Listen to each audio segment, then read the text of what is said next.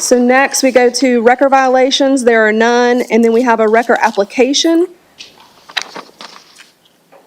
Representing First Response Towing, Nicholas Gross of Chattanooga, Tennessee is making application for a towing record license and has specified Tow District 4. The business to be licensed is located at 7512 Lee Highway. Mr. Gross has a location in District 5 also and is in good standing. The company will use for towing a 2017 Dodge Ram and a 2020 Freightliner. The vehicles have been inspected and meet all qualifications. And it appears they already have another location, I think, on Airport Road, 98. Airport Road. So they've met all other requirements. Good morning. Please introduce yourself. I'm Nicholas Gross, owner of First Response Towing. Did you say your name again? Nicholas Gross. Nicholas Gross. Thank you. I have a question. Go ahead. Mr. Gross, is this a storage yard only, or will you be running an office out of this? Will there be an office man location at this location also? Yes, it is office and storage. Yes, it has both. And y'all also have a place on Airport Road right there that's kind of new and We've been on Airport Road since about 2018. Right.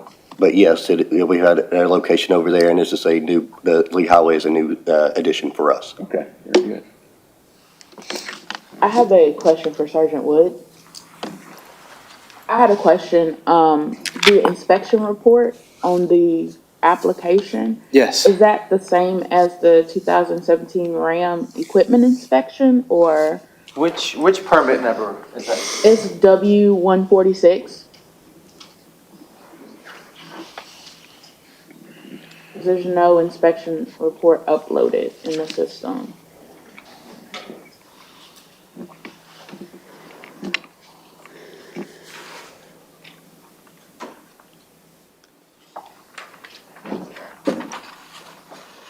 I know that Mosier went by there this past Tuesday, and I've spoken with him since, and he said they're good to go.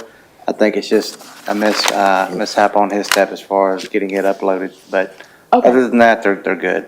Okay, I just wanted to make sure. Yes. Yeah, if the inspection report's missing, I do have a copy of it at my office. I can either email to one of you guys or back to Moser just in case. Okay, if you could do that, that would be great. Mr. Smith? Yes, sir. Where on Lee Highway is this? If you know where Tyner Road and Lee Highway meet. Yeah, okay. Going back towards Bonnie Oaks, maybe a quarter mile, there's a warehouse right there. Yeah. It's got 3 bays in the front of it, and in the back up behind the building is their storage yard. Okay, thank you. Any additional questions or motions from the board? I'll make a motion, we approve the application.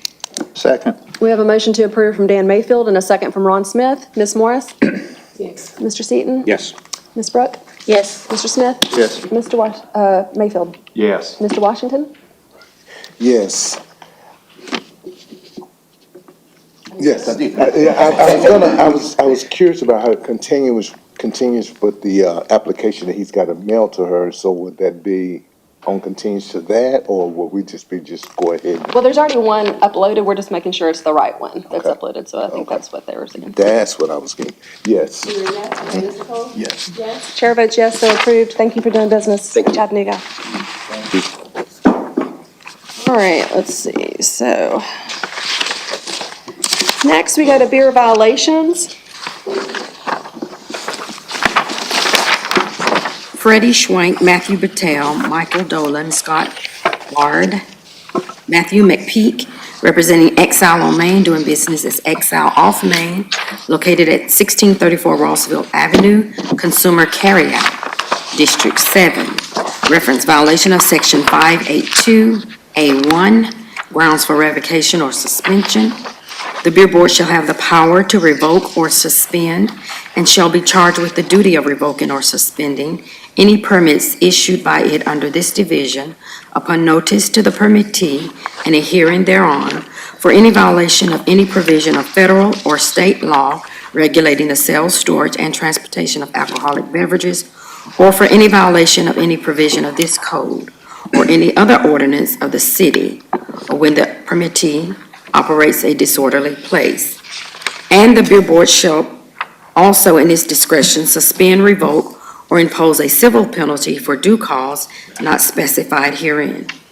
The allowed provisions herein stated were violated on 9/20/2023 per CPD number 23-103029 and CPD number 23-116160, violated on 10/26/2023. Previous violations, none.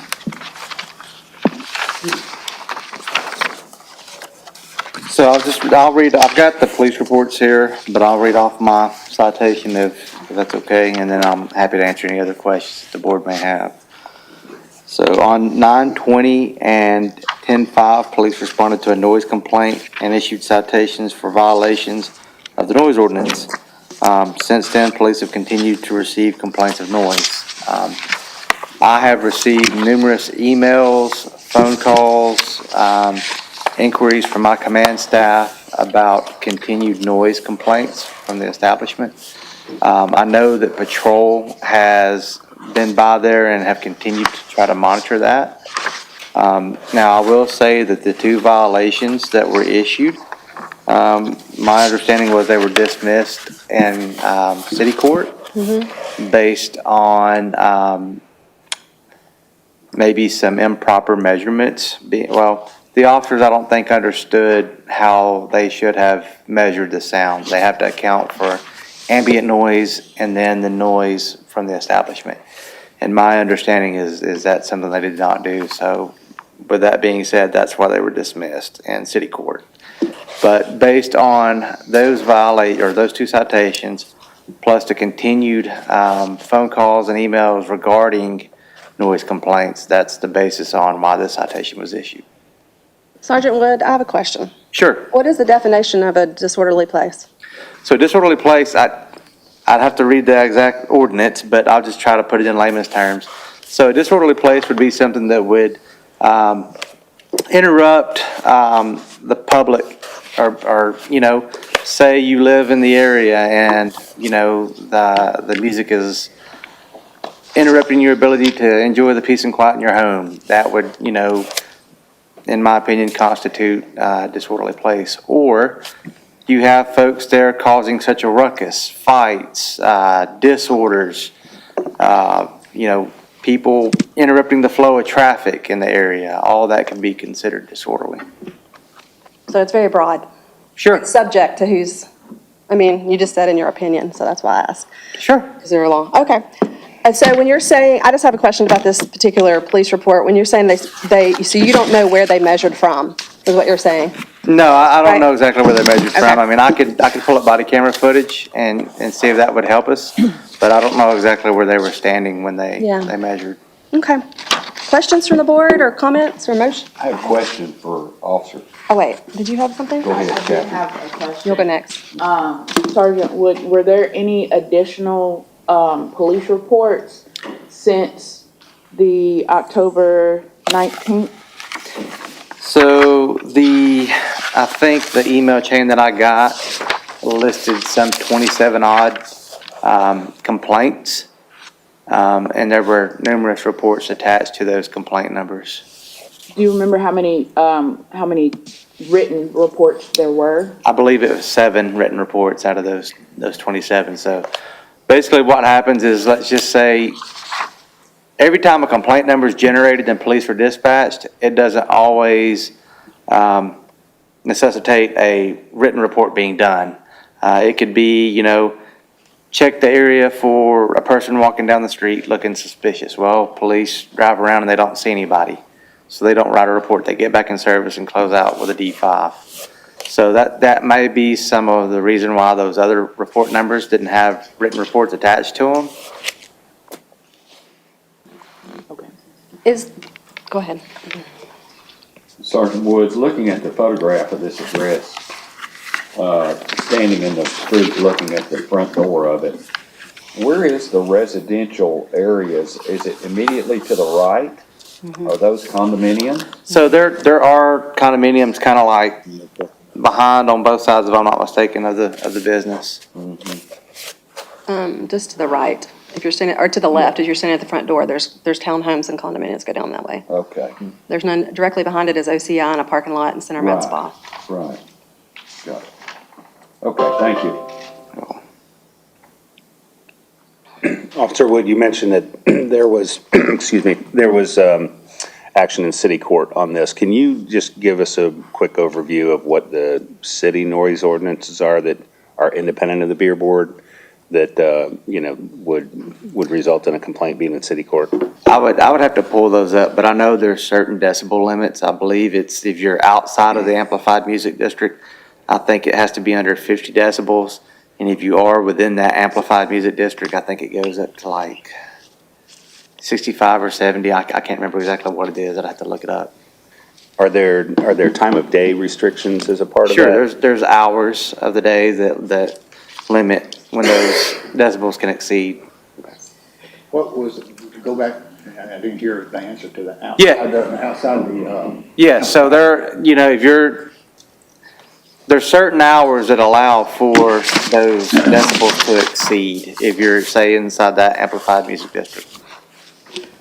Is, Exile in the amplified music district? So this is the thing, if you look at the ordinance, it says it stops at East Main Street.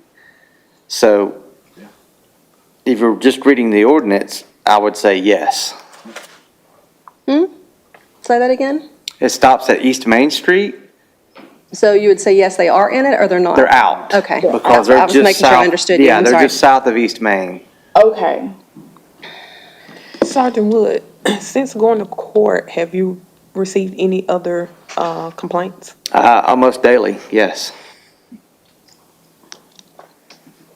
Are they from the same folks? No, Same- not for the same folks. There's a HOA there that's got, I think the HOA president, and forgive me, I don't have their name off the top of my head. They have kind of consolidated their complaints and let the HOA president kind of be the runner on that. So is it the HOA for the townhomes or for the whole area? Or, I mean, I'm just trying to figure out this My understanding is The it's reach or the for the spread. townhomes there. just for the townhomes? HOA would be. Yeah. Just for the townhomes? Yeah. Well, oh yeah, that's true, but there are neighborhood associations. That's what I was confusing it with. Oh, Sorry. okay. HOA. My apologies. Yeah. I confused that. I apologize. Sergeant Woods, when was the last time measurements been taking place for noise ordinance? Is it this report? Or have somebody, since they're coming in daily? I don't know. I can tell you, I haven't taken any measurements there. Reason being, per se, the noise violations go through city court, so that typically falls on patrol. So I can't tell you when the last time measurements have been taken, at least by the police department. Mr. Washington, you're next. That was me. Oh, that was you, Yeah, sorry. exactly. Y'all confused me when you Yeah. changed seats. I'm sorry. So, go ahead. Are there people here from the HOA? Okay, very good, thank you. All right, very good. When was the last report made about the noise?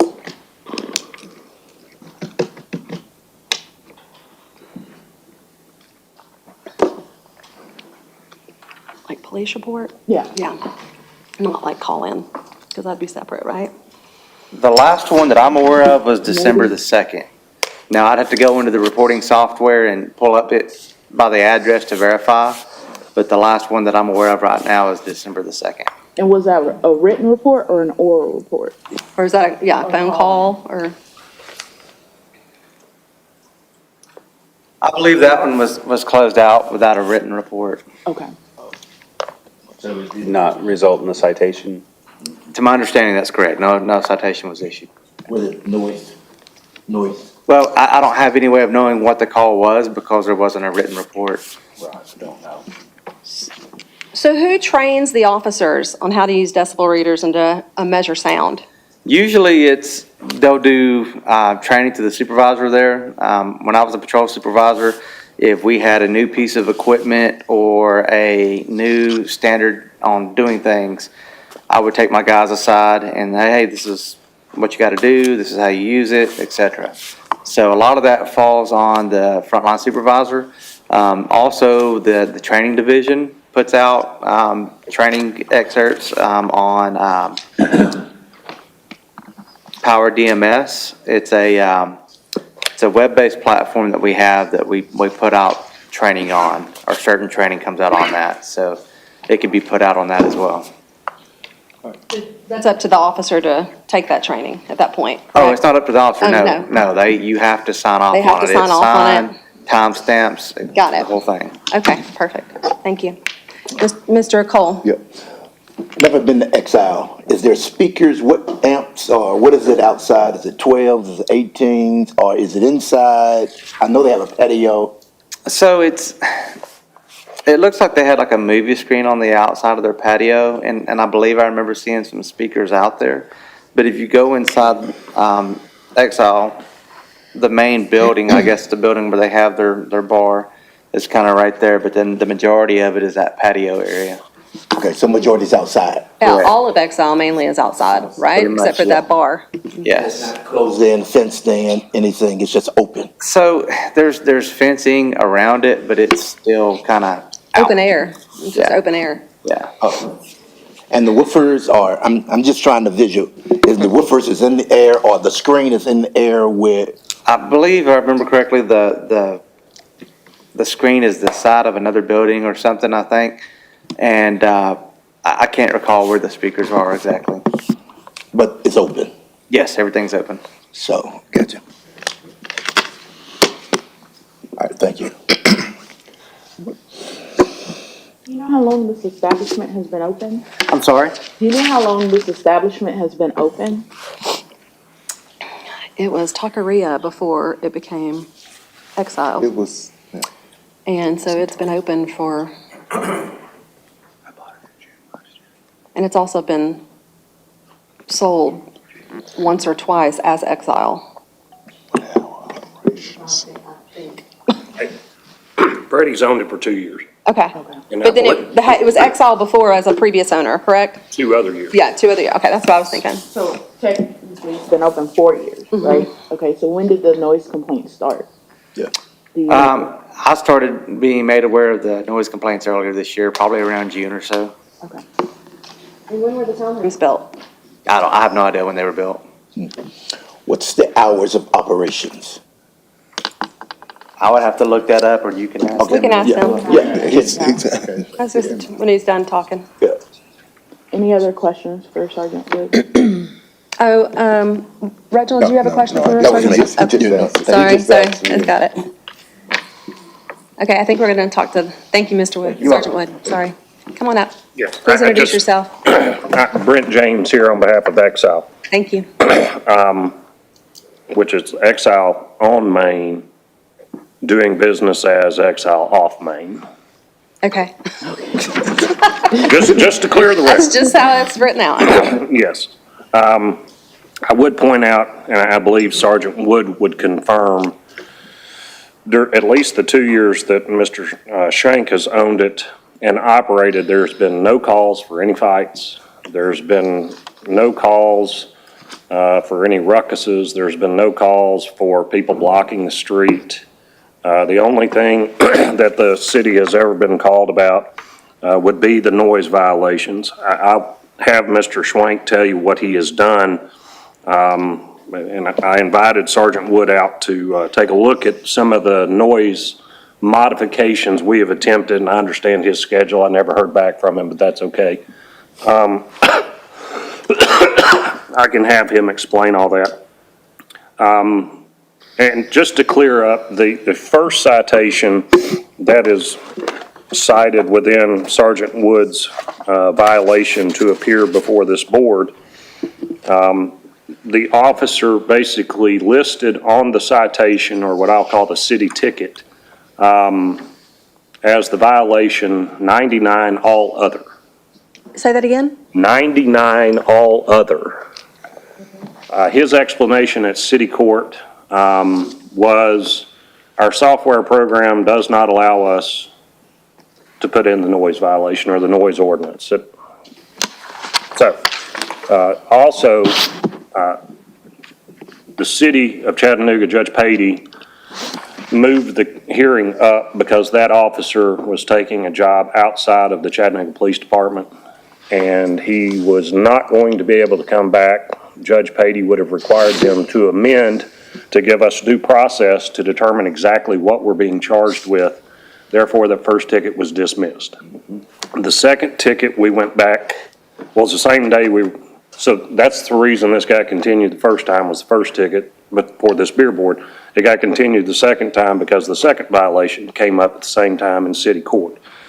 And at that, there was approximately about a 1-hour hearing where the officer gave testimony, and after hearing the proof, Judge Patey made the decision to dismiss that ticket, stating that she did not feel that the officer had taken an appropriate ambient level of noise, because the statute clearly says you have to be at least 10 in excess of the ambient noise and above, and it's 60 decibels.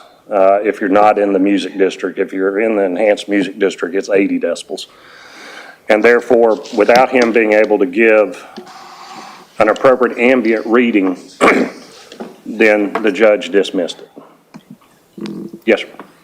Go ahead, Mr. Mayfield. Say that one more time. I want to make sure I understand the process. Has to be 60 is the number. 60 is the number. And first you should measure the ambient background to determine, let's say it's 10, then you are looking for no more than 70, or it's... I believe that's correct. Yeah. I believe you're correct.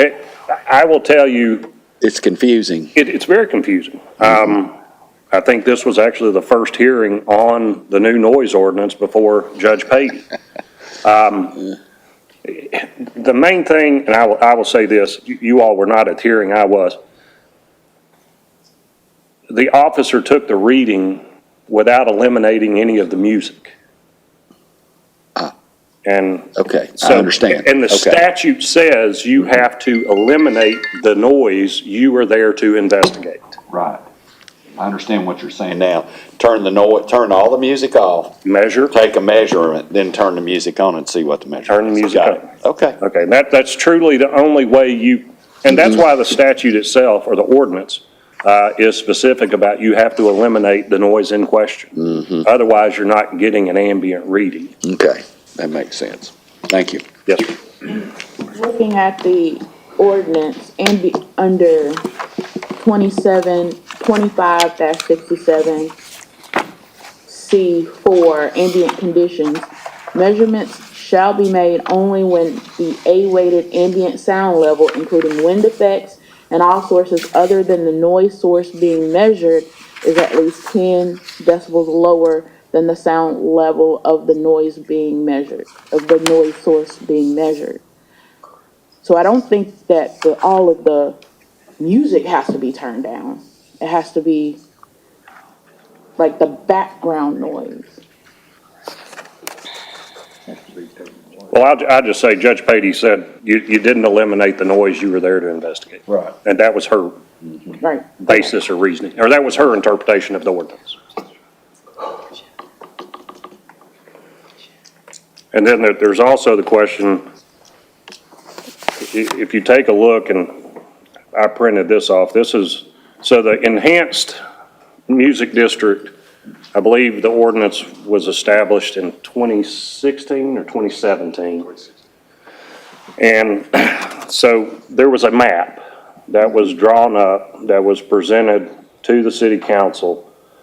When the ordinance passed, unfortunately, this map was not attached to the ordinance. And so that's why I think Sergeant Wood's interpretation is Exile is not in the enhanced music district. Our position is, well, we actually are if you go by the proposed map. So, but the ordinance is what the ordinance is. But Exile, again, has never had, other than the neighbor calls, has never had any type of other complaint to the Chattanooga Police, and I think Sergeant Wood would confirm that with regards to fighting, et cetera. and I can have Mr. Schwank tell you, but basically, they have expanded, and if you walk in, and the chairwoman is correct, there's like 4 bar seats is the only thing that's inside, and then you go into an outside area that is fenced in all the way around. Mr. Schwank has also built above where the DJ is, and this is not a live entertainment, live music, this is purely DJ. Correct. Okay. And has somewhat built an enclosure on the top. It's still open air, but there's an enclosure on the top. And those of you who are familiar with pure music venues, you have sound foam, which absorbs the music. So he has also, all the way down the back fence line, he has placed up there both plexiglass reflectors as well as this foam sound grabber, so to speak. Sound abatement. Sound abatement, thank you. As well as on the back, there are now music blankets in addition to help muffle anything going out that. Everything would go up. So if you'd like him to further explain exactly what steps he's taken to do that.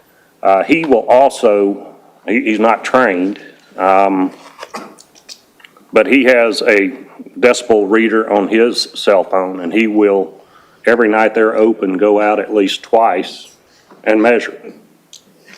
And may I ask, what's those readings if you know, and also what's your hours of operation? Hours are 7 to 2. Come on up to the podium if Yeah, you're going to come on up, speak, sure. please, and introduce yourself for the record. Freddie Schwank's my name. Say it a little bit louder. Freddie Schwank. Thank you. Hours are 7 to 2. 7 p.m. to 2 a.m. On the weekends, we serve till 2:30, do last call, get everybody out of the building. And what you do in your readings, what have you come up with? A few things, late summer, when we started to get, like, the police would come out to measure us, I was a little confused as to where the decibel line for us would be. I wanted to do the right thing, so I made some calls. I called a meeting with Chris Anderson, who wrote the ordinance, because I just wanted some clarity, so I could do the right thing. He confirmed that we were inside of the district, and he told me the decibel readings we should be adhering to go to 80 decibels until 11 p.m., 7 nights a week, and then until 3 a.m., 65. Which our internal measurements, we have an app on the phone, but we also have an actual decibel reader. And our sound guy is trained on it. He's run sound for local venues and regional venues. Hired him full-time in-house to kind of manage this part. So we'll do decibel readings multiple times per night, sound check as well, before we have any customers. So our goal was always to be under those numbers. We don't really want to hit the line because, depending on if you're measuring from out the front, there's a lot of ambient noise, people, cars driving by. The chicken plant right across the street actually operates 24 hours a day. Their equipment in particular is the biggest culprit for us to get an accurate reading. I'll go out there in the morning at 9 a.m. where obviously we're not open. Taqueria across the street isn't open. There's no cars out. I'll measure at the first residence where we've been previously cited, and we'll be in the 60s. That's without, we're not even open, so let alone having any kind of music playing, whether it's house music or DJs. It's already measuring in the 60s. I've measured it at 3:30 in the morning after we were closed, obviously. Nobody out, no cars, no people out in front, and it's in the high 60s, low 70s. It's been difficult for us to get an accurate reading for ourselves, but also we're trying to keep in mind, with our own ears, hey, is this going to be something that bothers people or not? So that's been the difficult part. So when Chris gave me that kind of confirmation, the meeting was also with retired police chief Scruggs. We've been in constant communication with the police, trying to work with them. We were kind of going by those decibels. And then so when we do our readings, we see that we're under. We've never hit 80. 80 is like a rock concert. But 50 is two people talking from 15 people away, or 15 feet away. So the problem is too, like the second citation in question as well wasn't actually measured at a residence. The officer stated in court that he did take an ambient reading, and when he was asked where it was, he said the fire station, which you know where the fire station is. That's on Main Street. First of all, it's not near our property. You can't even hear our music from the fire station, so there's no way to accurately measure ambient from there. He measured the ambient there and then drove over and got out and measured us from across the street in between Reflections and Taqueria, which is, I walked it and measured it. It's 18 feet from the chicken plant. So the closer you get to the chicken plant, obviously the louder it's going to get on your reader. And so without asking us to turn our music off, to measure the ambient and then having us turn our music back on, measure the difference, if we're 10 over that difference, obviously a citation is completely valid. He issued us a citation for being over the decibel limit without knowing what we were truly at. We had a food truck in front of us. It was 20 feet in front of him that has a huge motor, that kind of stuff. But I've spent about $250,000 renovating the place. I bought it in June of 22. It had been open for 3 years at the time. When I bought it, you might have driven by it, maybe. It was completely open. There was a lot of other problems when I bought it too. Underage people, there was no way to keep them out because you could just literally walk right through the outside fence. They had a little bit of a fence that was kind of falling apart. First thing I did was I put a 7-foot tall fence all around the perimeter of the building so I can make sure I'm not serving underage people. That was the first step. When I bought it last summer, we never had any issues. We operated Exile the same way that it was the whole time it's been open. They've always had DJs late. It's always been a later of a night bar. So when I bought it, my landlord, Deanna Duncan, who owns the building, she had mentioned when she bought the building in 2003, the city was asking her to put nightlife over there because it was in the entertainment district. I know there's a new ordinance since then, but I just kept operating it the same way. The difference is we're just busier now. So I never knew that I was doing anything wrong, obviously. So when I started to kind of think that, hey, maybe we're becoming a problem, that's when I reached out for help. And so when I was told what I was told, I thought, hey, we're in the clear, but also let's stay well under this because I don't want to cause any problems of any kind of neighbors, the cops. I'm just trying to operate a business and keep my staff paid. So we kept operating under those numbers for a while. Shortly after that, we got our first citation, to which I called Chief Scruggs and I asked him, hey, we're well under the numbers because he was in the meeting that we were told. And then about, I guess it was 2 weeks later or so, 3 weeks later, we got another citation. And so he let me know that he was going to handle that for me, but I just kept staying under what I thought I was doing was correct. And I think there's still a lot of gray area in the ordinance. Explain to the board members, you're more artful, it's your business, what all sound modifications you have implemented or made. So the fence was the first part, and I know that a fence is not a soundproofing, it does help a little bit, not much, but the first thing I did was that. I started to build more to it before I even thought that I was causing any kind of problems, because this is kind of what I wanted to do with the actual space. We have a whole area to the left which faces right to the condominiums over there. They're mostly short-term rentals, but we completely covered it, insulated it. We have soundproofing panels going up about 9 feet and cover overhead. Obviously for extra seating, I was able to, the TABC board would count those as seats because it's a clear walkway covered and heated. So I built a bunch of seating over there. It's completely insulated, soundproof panels all the way up, plexiglass. On the back side, I have layers of sheetrock that I tacked up to the fence, covered with moving blankets as well. And then all the way down that fence to the back, I actually excavated. First time in January when we broke ground out there, we paved everything. It used to be just dirt. I excavated 7 feet at that point, and then 2 months ago we went another 10 foot back and I built a structure that I call it the DJ house, but it's completely covered, open air, a little just to get some air in, but not a lot, not enough to like really affect the sound in a positive or negative way. The entire interior and above you has plexiglass covering it and soundproof panels. Same on the backside, sheetrock tacked up, moving blankets. And since then, honestly, when I launched that, the speakers are all inside of that. So the rest of the space doesn't have any music playing at all. So it does help the sound out front, especially too. On the backside of the fence leading up to the condominiums, it helps a lot too. It goes back 10 feet and it's completely covered on all sides, except for the front, obviously. That's honestly helped us with the volume quite a bit. You know, I walk around the block and I take the decibel reader down Washington and we're at like 51, you know, sometimes 49. And with my ears, I can't even hear the music during those times. And I'll be honest, there's times where the DJs try to, you know, they're really feeling themselves and having a good time and they'll kind of turn our volume up, but our sound guys we can tell because we're measuring every 20 minutes while we're open and we have a DJ. And the first thing we do is like, yo, you can't do that. This is what we're trying to do. Stay under this. And they understand it at some point, but that's probably one of the issues. But all the reparations I've made have been helping a lot. I've got a permit in process right now, filed to build a roof covering the outside. I'm kind of holding off on it at the moment, just to kind of see where things go. My long-term goal is to actually cover the space and also take the space next door, which is currently a third of the Green Tech building. But my goal with that would be it's 1,500 square feet.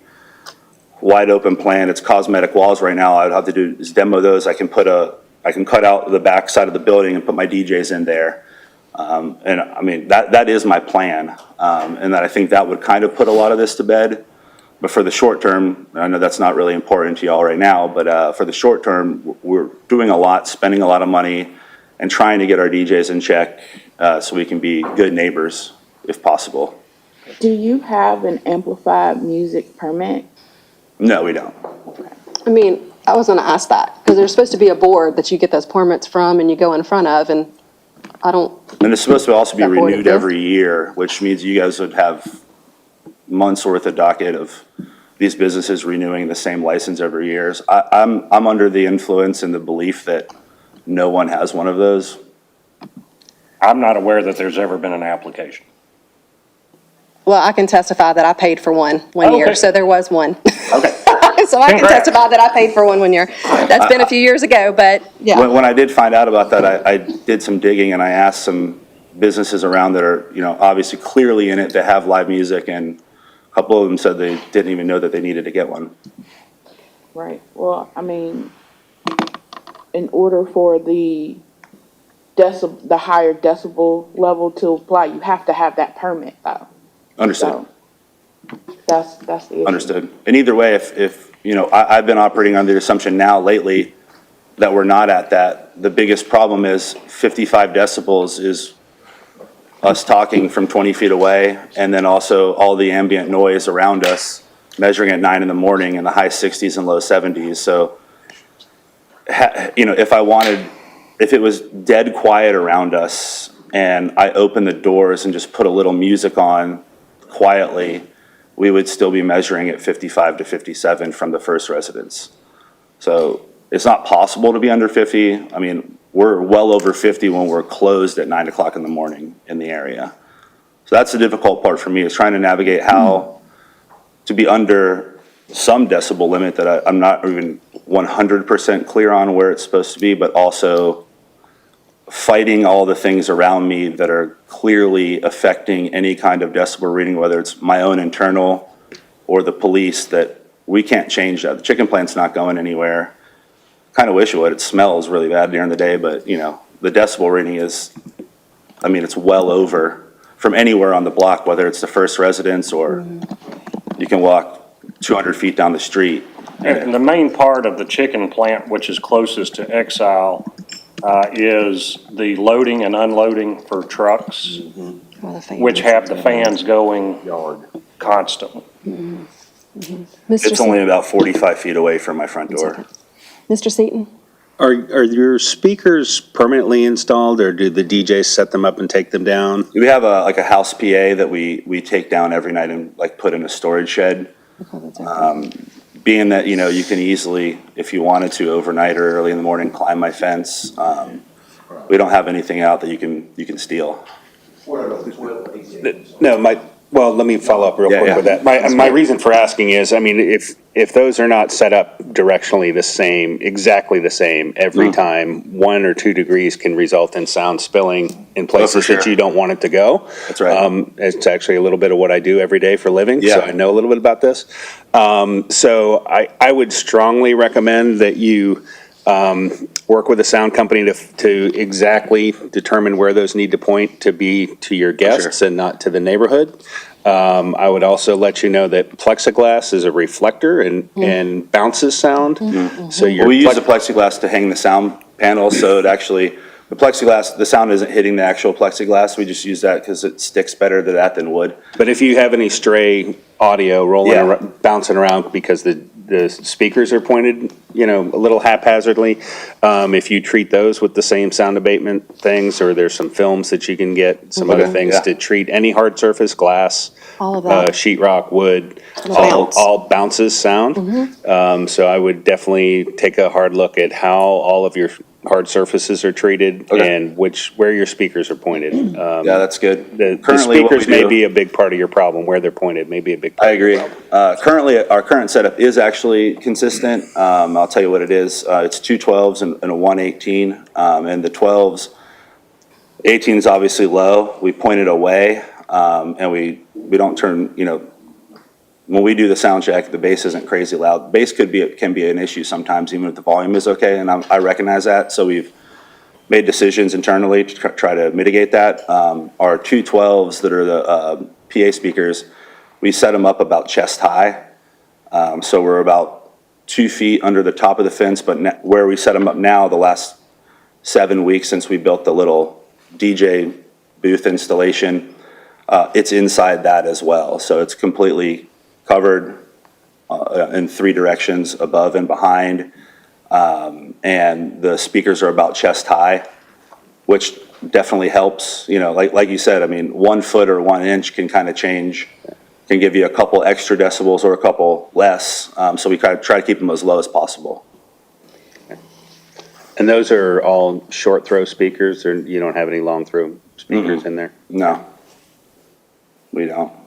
It's nothing fancy either. That's all I have. All right, Mr. Smith? Yes, what is your occupancy of this? The outdoor area is going to be a little different, but the occupancy is, I think, 60 on the dot, right around there. 60? I think so, yeah. And outside? Could be wrong, but, well, the outside, it's just open area, so we don't have we didn't get a fire code, like occupancy, because it was all outside. When I bought it, it was just completely wide open out there. But it's encased now, is it not? Right. It's in a fence. Yeah, Still outdoors, though, yeah. should be a It's load big on it. now. Occupancy load, should they not? Is that do you have another question? No. Okay, I just want to make sure. Ms. Morris? Since you've done all of the changes you have done, have you at any point met with any of the residents to even try to maybe one day going into their apartments or townhomes to see what they are hearing?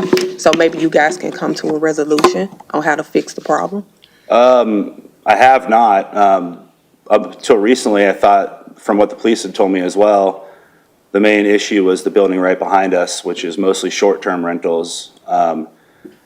And I don't really think it would be appropriate to knock on their door. I've gotten threats via Instagram from people that live in there, threatening to shut me the F down, telling me to, well, I'm not going to say it, doesn't matter, but it's profanity stuff.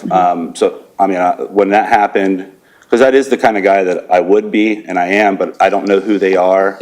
I didn't think it would be appropriate to start knocking on people's door, especially with the animosity that was pointed at me. I was working outside one day and I had a guy that lives over there drive past the street and roll his window down and say F you to me really loud, and then proceed to go park in his spot, where of course I didn't follow him or anything like that, because I'm trying to avoid that. So I think that after I was starting to get threats on our Instagram from neighbors in that building, I realized that there's really nothing I could do if I wanted to meet with them or talk to them. So I avoided that and just went about my business, trying to make sure that I'm doing the right thing. You done? Okay. Mr. Cole? Yeah, I want to follow up to Ron's question. You said the capacity is 60. What's your average that you have per night when that noise, when the officers are being called for the noise orders? I guess the data would say on a Friday and Saturday night, it could be 200 throughout the total night, like in and out of the building.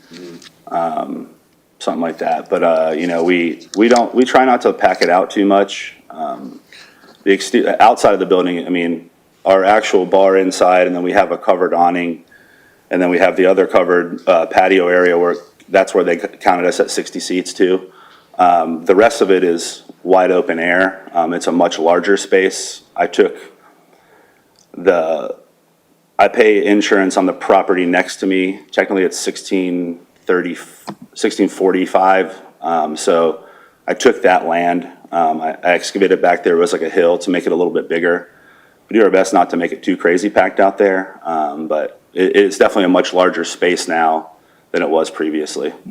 So what I heard you say, 60 is the occupancy on the inside, Right, yeah. and then everybody else is on the outside Yeah, uncovered, Yeah. which is close So to they 200. didn't give me like a occupancy limit because Right, it's because it's outside. outdoors. Right, Yeah. got you.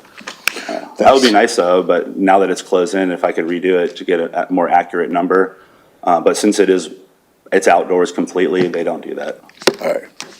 Do you Thanks. work every night that it's open? Are you on site or are you at other businesses? Well, Bless Your Heart's my third bar in Chattanooga. I also own No Hard Feelings on Broad Street.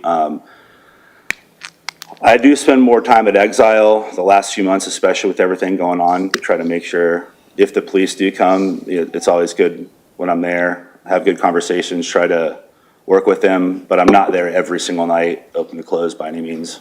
With that said, I know this is not your first experience in bars in this industry in town, but also out of town. Will you expand on that a little bit?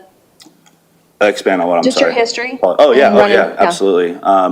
Well, I officially moved here from Nashville in June. I started coming here in 2019 after I got the lease on Broad Street. So I was here, 2 to 3 days a week, a lot of the time, sometimes for a week at a time, building that bar. I've been in Nashville for 10 years. I'm a partner in 2 places there, well, two restaurants, restaurant bar and a restaurant. And then I have a shop that produces essentially a commissary kitchen for bar prep. We do like the crystal clear ice cubes that you see if you've had like a nice old fashioned in town here.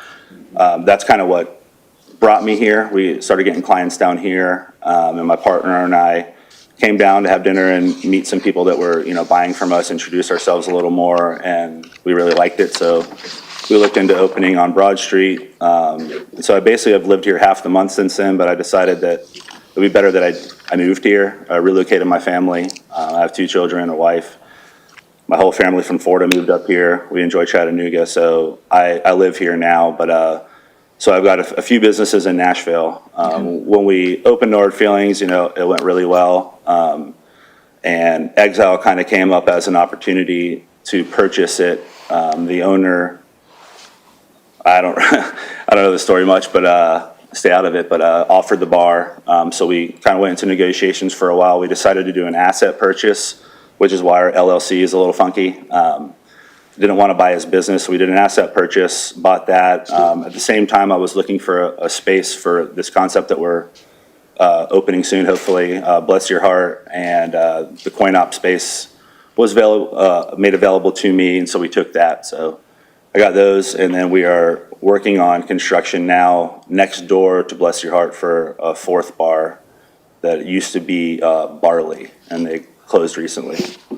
That's kind of my background. Okay. Any other questions or comments from the board before we hear from, we do have some public comment too on this. Is there anything else you want to share before we go to that? I don't believe so. Okay. Yeah. All right. Well, thank you both. Thank you.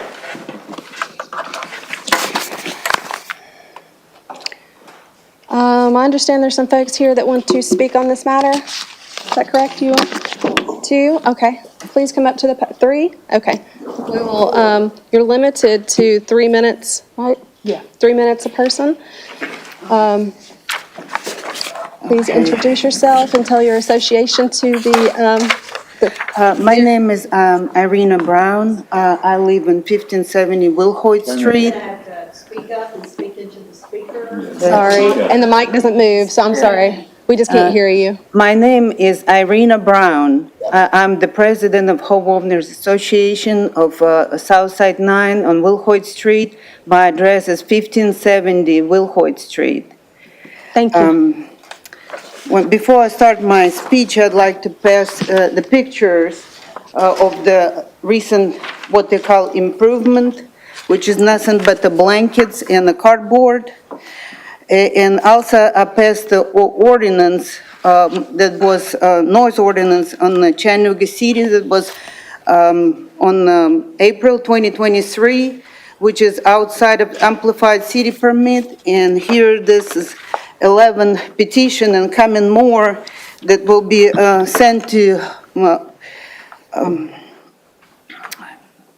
the city authorities via register mails. So you have a 11 signed petition, and I would like to start my speech and citate City Councilwoman Carol Birds on this amendment. She said, people want to go to sleep. They want to do whatever. They don't want motorcycles, firecracker, whatever that annoy them. And then that amendment to the city ordinance noise, it's from 8:30 to 10 a.m. There should be no sound more than 55 decibels. I'm an engineer. I work here of Manufacturers Road, design paving equipment. We do sound level measurements for our machinery, and the ambient and the machinery level sound.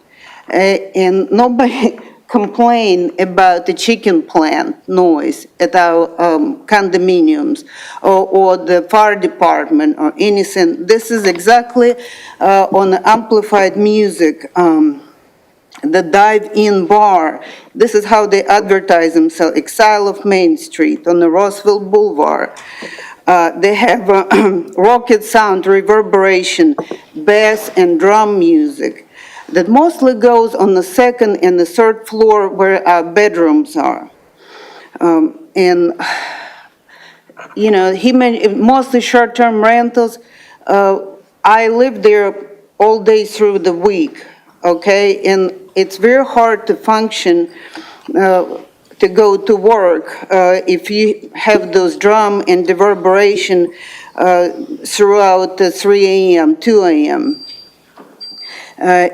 In addition, this place only has porta potty toilets, and people from the bar go urinate at our front doors and the parking lot. Also, there is a car racing and many other, I guess I'm run out of my time. I have more people to I'm sorry. talk to. Thank you. It's the I'll be next person. glad to answer questions as well. Before the next person, Phil Noblet is here. He has to be in court at like 11, but he can give us some background on the law related to this issue. Okay, just hold 1 second, please, sir. Come on up, Mr. Noblet. And share. I don't want to share. Whatever you want to share. I'm involved, I'm the city attorney for Chattanooga, and I'm familiar with the codes that have been adopted here in the city. And you have, I guess, questions in connection with this matter as to where is the downtown amplified music district? That's one of the issues that is involved, and does that cover this area or not? There are specific reasons for that designation because that particular area was designed to allow louder music later in the evening here because it was within the, I guess, the downtown area of Chattanooga. Over the course of time, I guess the provisions of residential dwellings have changed here for the downtown area, including in the south side area. So it's pretty important on that end of it that y'all get some specific designation. Is this within or is this not within that zone? Because if it's outside that zone, as the lady that was just speaking was talking about, the city council in April of 2023 passed a separate ordinance to try to deal with the issues outside of the downtown amplified music district. And specifically, the playing of radio, phonograph, or amplified music in such a manner or with such volume during the hours of 8 p.m. and 10 a.m. to annoy or disturb the quiet, comfort, or repose of persons in any dwelling or other type of residence in the vicinity is a problem. That specific ordinance provision has got, I guess, a limitation on amplification within 100 feet or more on someone else's property located in a residential neighborhood outside the downtown amplified music district. So that ordinance number 13967 is something that you need to at least be considering in connection with this matter, and you need to get some determination by the folks from the land development office. Is this within or is it outside that district? So I just wanted to make sure that was involved. Your involvement in matters here as far as the, I guess, the application of the beer code is not necessarily just based upon what is in chapter 25 regarding noises. Y'all have to look at the aspect of, is this or is this not a disorderly place that's disturbing the neighborhood that is around it? Now, the other aspect of all that is folks that are moving into an area need to know what they're getting into whenever they're moving into an area. And whenever you're moving in closer to a place that is operating, I guess, music venues on there, you got to realize there's going to be music in the evenings. And I guess some of the questions that y'all have is, the normal beer sales under state law require that business to be able to continue to sell up to 3 o'clock in the morning. Mm-hmm. So that's another issue in connection with the, I guess, the disturbance that may be going on in the neighborhood. So just wanted to make sure y'all were centered on those types of issues before you make your final decision. Okay. Yes, sir. In the statute that you just read, that there was a mention of 100 feet. Can you give me a little clarification? Is that the sound should not be 100 feet past there? It was just specifically saying the amplification couldn't be within 100 feet of the neighborhood to try to give some distance in connection with that. So if they've got their amplifiers more than 100 feet back, that was one of the provisions that was put in there. From the nearest residence. Correct. So it's almost like the doorway restriction to a church. Like if there's, if the is it egress to egress though? That's my question. Is 100 feet from a residence, it can't have amplified music. Is that how we're to hear that? I think that the provisions of the council were, whenever they adopted this ordinance in April this past year, on there in April 2023, was simply trying to make sure that neighbors were being good to neighbors. And that's the issue. And the issue about continuing late at night was one of the concerns on that part of it. And that's one of the differences here in Chattanooga that is within the downtown amplified music district, because it clearly would allow specific sounds within you've heard the measurements of 50 and 80 decibels here within certain areas here, because if you move to an area where there is a lot of late night activity, then you're going to have to get used to that somewhat. So this mention of the amplified music permit, is that only if they're in the district, or is that for anyone? That is also supposed to be checking, at least to determine that the amplification is not exceeding levels on there. And so that's the other reason for the downtown amplification permit. I'm not sure how they're operating that at this point in time, but that should be one of the things that any individual within that district should have a permit. Do you have a question? Yeah. Phil, do you know if this is in or out? Have you been able to make that determination? I have not. I'm just trying to make sure at least you need to have someone from land development. To me, that's the crux of the matter right now. Yes. Yeah, it sure is. Zach, you're up. And I'm sorry to have to jump in and out here as I'm going along. No, we appreciate your input. In federal court at 11 o'clock, so that's. Zach, can you tell us what the zoning is for Exile and for? Yeah.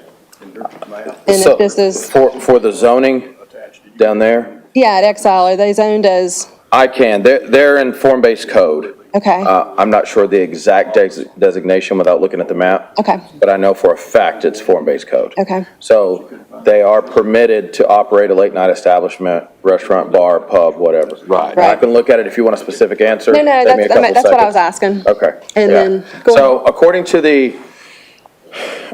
to chapter 20, or the code where it discusses the amplified music district, I believe their attorney brought up a good point that when they actually approved the ordinance and codified the ordinance, there was not a map that was approved and codified within that or attached thereto.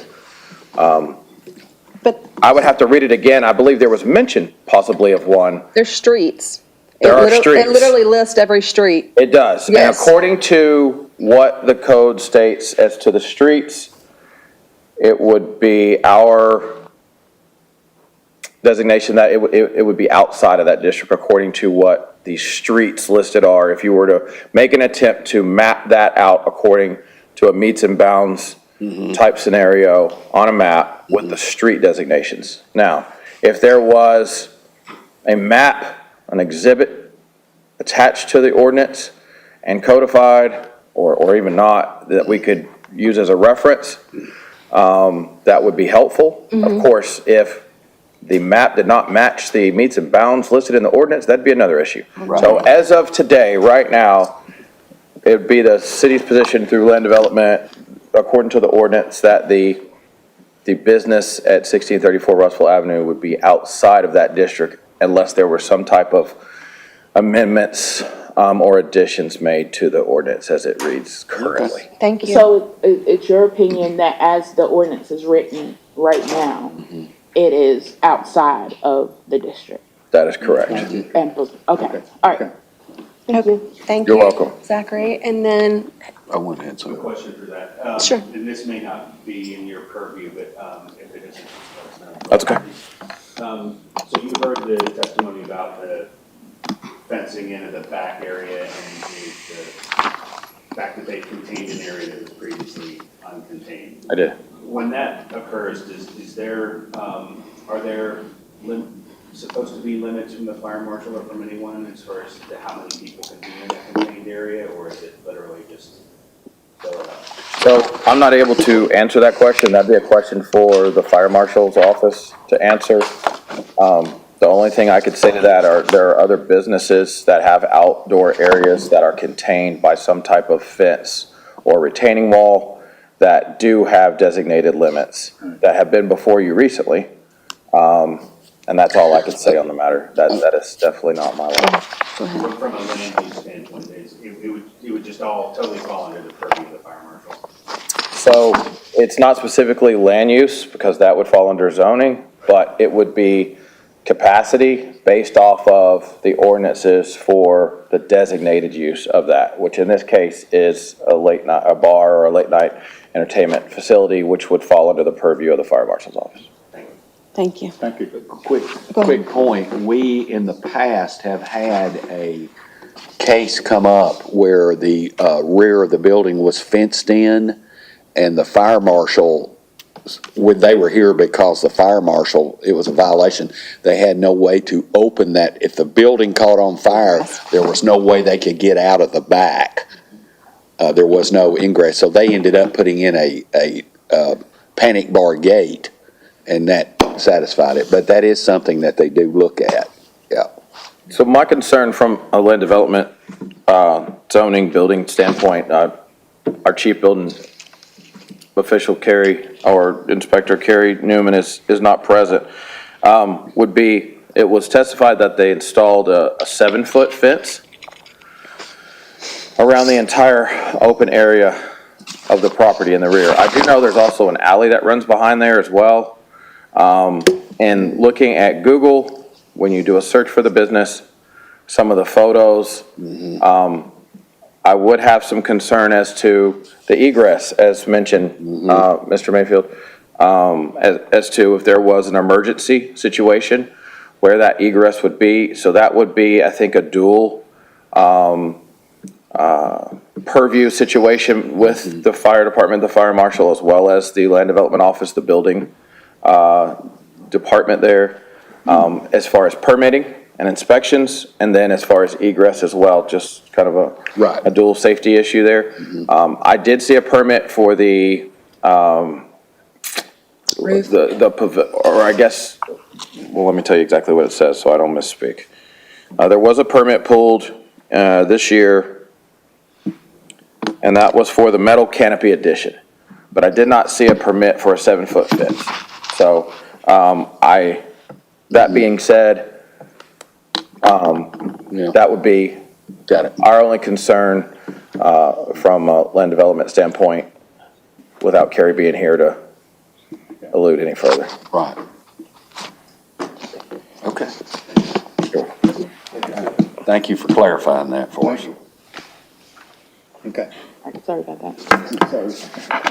Hello, my name is, am I ready to go? Yes, My name please. is Gary Crow. I own one of the townhomes that keeps getting brought up. That's right behind it. Right. I think that I would want to, after the two gentlemen that just came here, there were some questions as if it's in this zone. It sounds like it's not. And it sounds like there's a lot of questions that need to be answered. And so I would say off the top, until those questions are answered, I would recommend at least temporarily suspending the purpose of what we're doing here, just till we get some questions answered. By no means am I recommend putting anybody out of business. I'm a frequent customer of one of the other businesses that he's owned. It's great. We really enjoy it. This is completely different. I would also point out that most of this area is open. So when we talk about a fence only goes up 6-7 feet high.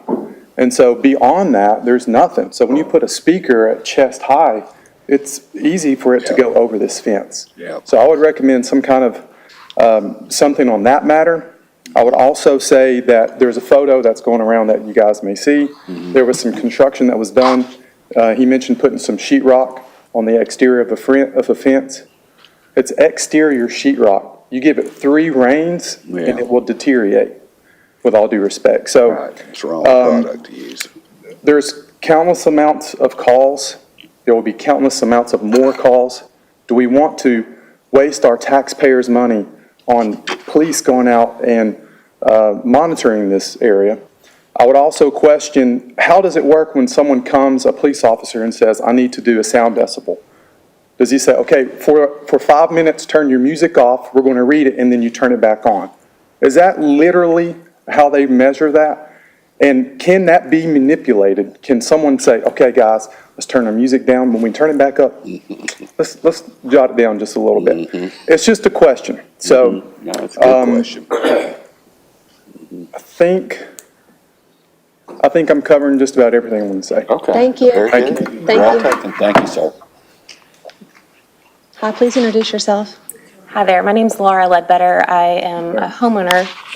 Can you hear me now? Okay. Laura Ledbetter? Laura Ledbetter, yes. My husband and I own one of the units there, and also I represent one of the homeowners. The unit is currently listed for lease or for purchase.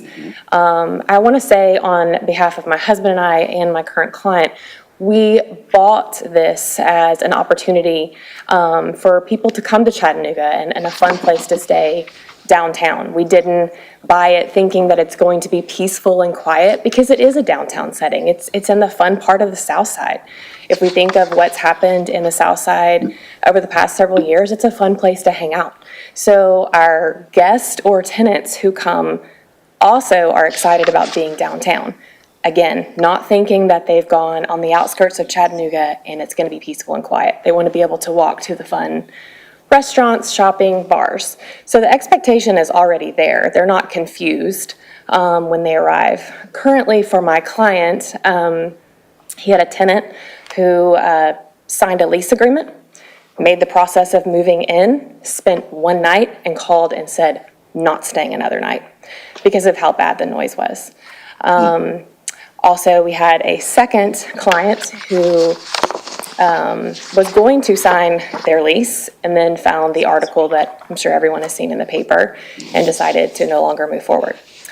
A third client who was coming to buy the property, actually is from California, loves the Main Street location, has other investment properties here, actually rented one of the same units that is an Airbnb, and there were already multiple steps taken in that unit to control what the guest heard and the noise level. And he sent me a text at 10:30 at night and said the noise level is obnoxious. And this is a person that's coming from California. You know, they have a little more going on where he lives than, say, we do in Chattanooga. Again, his expectation was to buy this property for it to be a fun place downtown for people to stay. And that was the text that I received, obnoxiously loud. So I just, you know, we would invite anyone to come and stay and actually hear what this noise level is, especially on a weeknight when we're all trying to get up the next day and go to our jobs and do these type things. So really appreciate your time. Thank you. Thank you.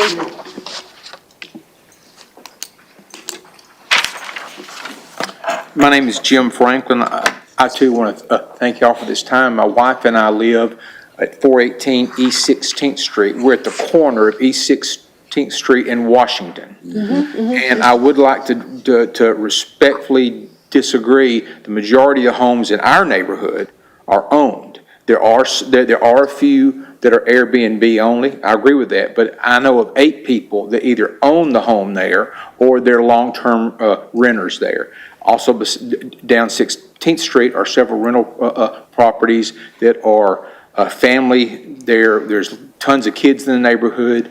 Like someone else said, my goal here is not to put this man out of business. I grew up in family businesses. I'm fine with that. But I'm tired of 3 o'clock in the morning, our windows reverberating with the bass.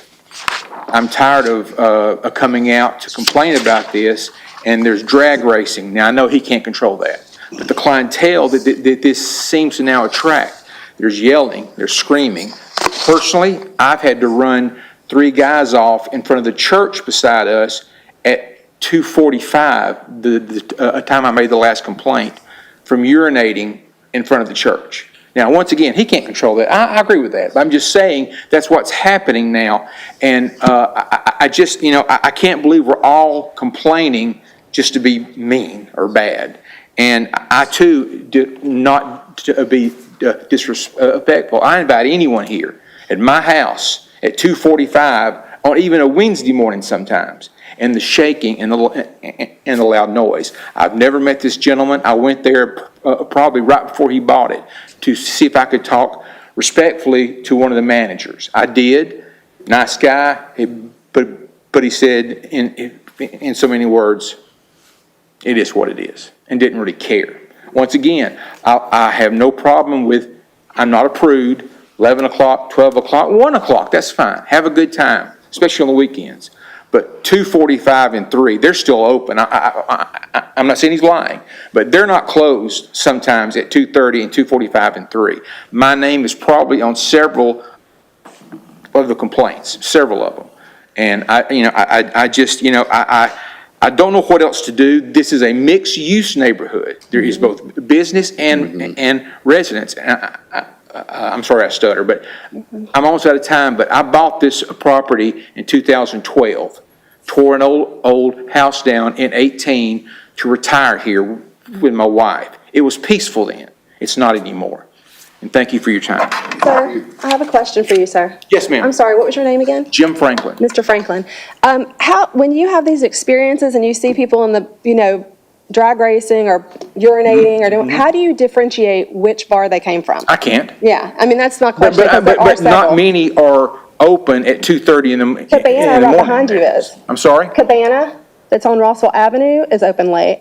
Well, so that's why I just want to ask, is because that's closer to you. Okay. And so I'm just wondering, how, having been, I understand your complaint, I really do. I'm not dismissing that at all. I'm going to interrupt you, but you're saying Cabana is closer to my house than Exile? Yeah, it's on Rossville Avenue. If you're on 16th in Washington? Yeah. Yeah, and then Cabana is right there by where the escape room used to be, right beside the Scenic City Dance. They're very new, that's correct. Yes, yeah. And two, I'm retired, but I do some weekend work. I drive a shuttle Okay. to the airport. So when I pull up at 2:30, You they're see. closed. Yeah. They're Okay. closed. There's no one there. They're still open. And once again, I hold no ill will to this man. No, I don't think you do. This is America. God bless capitalism.